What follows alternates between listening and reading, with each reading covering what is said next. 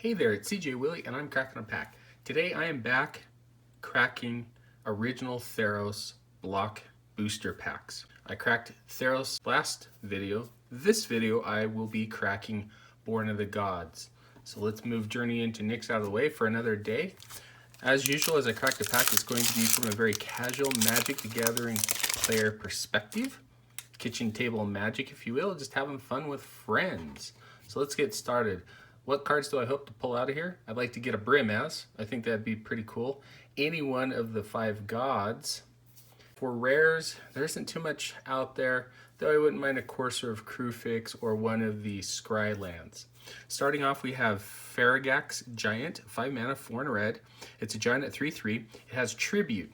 So Tribute was a mechanic introduced in Born of the Gods. Tribute is, as this creature enters the battlefield, an opponent of your choice may place 2+1/+1 counters on it. My opponent either could allow me to play it and give me 2+1/+1 counters, or when Faragax Giant enters the battlefield, if Tribute wasn't paid, Faragax Giant deals 5 damage to each opponent.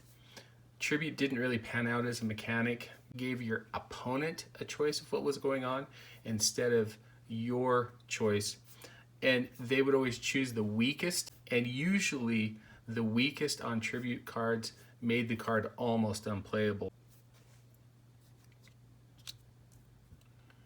Next up is Sphinx's Disciple, 5 mana, 3 and 2 blue. It's a human wizard at 2/2. It has flying. Inspired. Whenever Sphinx's Disciple becomes untapped, draw a card. Inspired was introduced in Born of the Gods as well. Once the creature untapped, you got an added ability. In this case, untapping Sphinx's Disciple drew you a card. I like drawing cards, but paying 5 mana for a 2/2 flyer, I don't like that. As far as Radiance, a single white mana, enchantment or enchant creature. Enchanted creature has pay 1 and a white, tap it, you gain 3 life.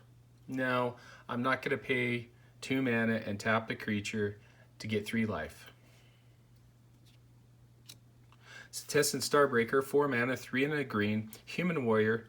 At 2/1, when Setessan Starbreaker enters the battlefield, you may destroy target aura. Really narrow, doesn't allow you to hit any enchantment, doesn't allow you to hit an artifact, which green can do both of. For 4 mana, a 2/1 that only destroys an aura? No. Next up is Forsaken Drifters, 4 mana, 3 and a black, zombie at 4/2.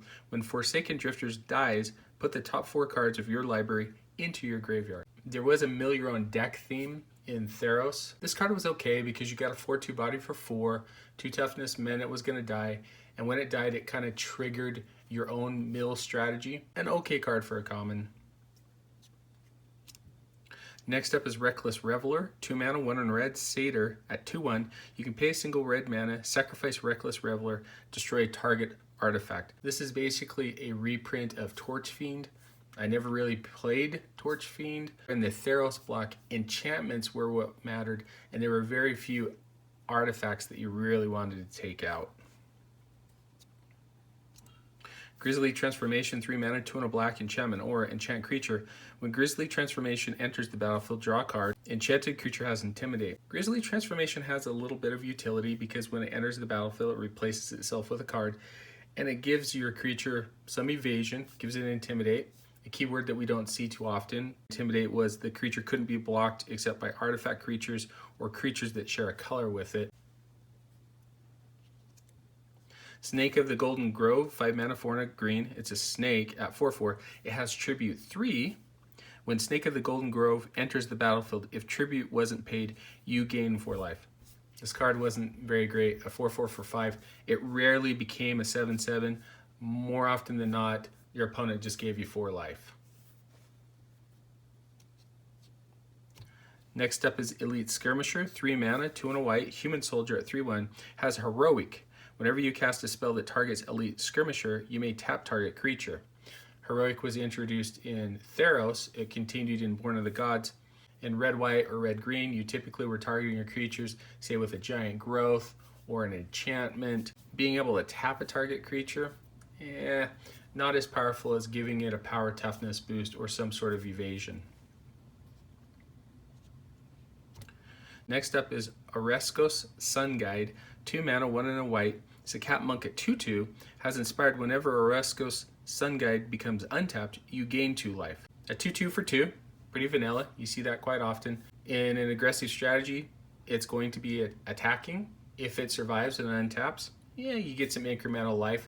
Not the best 2/2 for 2 in white. First uncommon is Gorgon's Head. 1 generic mana. It's an artifact equipment. Equipped creature has Death Touch. Equipped for 2. It's got a relatively cheap play cost at 1 mana and a cheap equip cost. Giving first strike creature, for instance, Death Touch, is going to do a lot of damage in the game. Our next uncommon is Siren of the Fang Coast. 5 mana, 3 and 2 blue. It's a Siren at 1/1. It's a flyer. It has Tribute 3. When Siren of the Fang Coast enters the battlefield, if tribute wasn't paid, gain control of target creature. Almost every single instance you played Siren of the Fang Coast for 5 mana, you got a 4/4 flyer. Very, very rare were you going to gain control of target creature. And if you did gain control, it typically was going to be a token or something of that ilk. As you can see, tribute was not the most powerful mechanic. Our final uncommon is Vortex Elemental, single blue mana. It's an elemental at 0/1. You can pay a single blue, put Vortex Elemental in each creature blocking or blocked by it on top of their owner's libraries. Then those players shuffle their libraries. You can pay 5 mana, 3 and 2 blue. Target creature blocks Vortex Elemental this turn if able. In Limited, it was a pretty fun card. You'd make their bomb block Vortex Elemental, and then away went their bomb, and away went Vortex Elemental. You had to wait until you had 6 mana to do it, and you had to have 3 blue. But with Theros being a devotion focused set, monocolored decks were prevalent throughout the format. Okay, well, we get a great rare and mythic rare. We have Fated Return. 7 mana, 4 and 3 black. It's an instant. Put target creature card from a graveyard onto the battlefield under your control. It gains indestructible. If it's your turn, scry 2. There was a cycle of faded cards. Each color had a faded that was an instant, but if you played it on your turn, you got an ability to scry 2. Being able to choose a target creature from any graveyard can be powerful, but paying 7 mana to get a creature out of the graveyard is going to be more of a cost than if you had to cast the creature yourself, whether it's your creature or their creature. And then a mountain and an ad card. My favorite card or best card out of the pack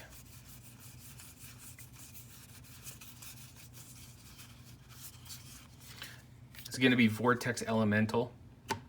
This card was a lot of fun. If you played it in a control deck, Vortex Elemental coming down on turn 1 and just sitting there innocently enough, not doing anything, and by the time turn 6 rolls around, you could tap 6 mana, attack with it, force it to be blocked by their bomb, and then get their bomb off the table. In Limited, it definitely was a card that your opponent had to be wary of. Anyway, hope you enjoyed the video. If you did like it, please subscribe and share. Take some time to tell me in the comments section what was your favorite card or the best card out of the pack. Until next time, when I'm back to crack the final pack in the Theros original block, Journey into Nyx.